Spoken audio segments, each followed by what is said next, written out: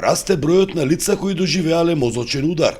Најмладиот пациент на одделот за неврологија во Штипска клиничка болница е на 30 годишна возраст. Најризични се мажите и лицата со семејна историја на болести. Главна причина се високиот крвен притисок, шеќерот и масите во крвта, пушењето и алкохолот, но постојат и други ризик фактори. Денешниот животен стил многу придонесува за појава на мозочен удар.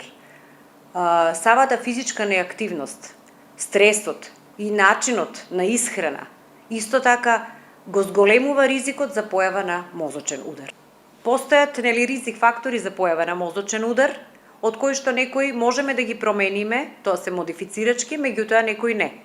Од немодифицирачките е возрастната група со пикот на 55 годишна возраст од 60, значи до 69, меѓутоа пикот е 55 годишна возраст. Светската здравствена статистика е со уште позастрашувачки податоци за оваа медицинска состојба. Поред Американското здружение за мозочен удар, на секои 4 секунди еден доживува мозочен удар, а на секои 40 минути еден пациент починува од мозочен удар. Тоа ни ја кажува сериозноста за акутната состојба за мозочниот удар и брзината со која треба да се реагира и навреме да се препознаат симптомите.